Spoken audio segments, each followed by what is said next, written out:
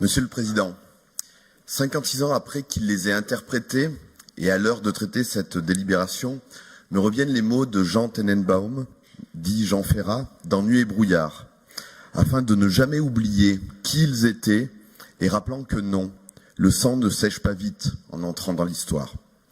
Les actes antisémites, racistes et d'intolérance qui se sont dramatiquement développés au cours de ces dernières semaines rappellent que l'antisémitisme et le racisme ne sont pas des opinions, mais des délits. Ils sont un appel au meurtre, se traduisant par l'image de Simone Veil, barrée de croix gammées, de taille Juden, barrant la vitrine de restaurants, de profanation d'arbres plantés en la mémoire d'Ilan Halimi ou de stèles commémoratives.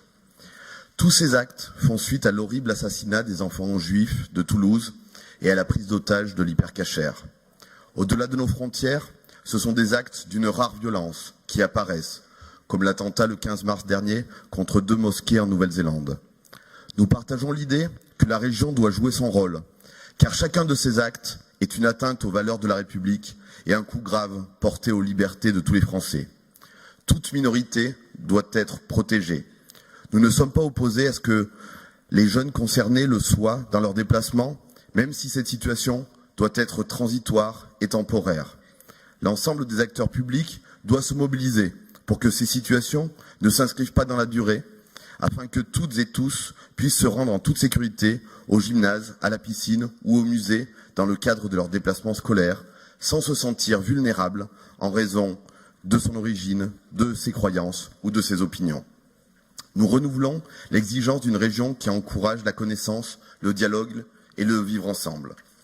Contribuant à l'affirmation des valeurs républicaines, l'engagement de notre collectivité pour soutenir les structures et les acteurs qui font vivre le devoir de mémoire doit être réaffirmé. La mise en réseau de ces lieux de notre territoire permet la transmission de l'histoire et la connaissance mutuelle. Notre engagement est aussi celui de renforcer le lien et la cohésion sociale entre les femmes et les hommes de notre région. Les actions éducatives engagées auprès des jeunes dans le domaine culturel, sportif et la citoyenneté prennent tout leur sens et méritent tout notre soutien, car ce sont les vecteurs des valeurs de solidarité, de fraternité, d'égalité, de liberté aujourd'hui menacées.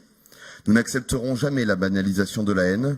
Non, l'antisémitisme, le racisme, la xénophobie et l'intolérance, ce n'est pas la France, ce n'est pas la région Auvergne-Rhône-Alpes. Et puis comme il me reste quelques secondes, permettez-moi au nom du groupe communiste d'exprimer tout notre soutien à notre collègue Sophie Rotkopf, qui a été la cible de tags antisémites inacceptables. Je vous remercie. Merci Monsieur Boucher.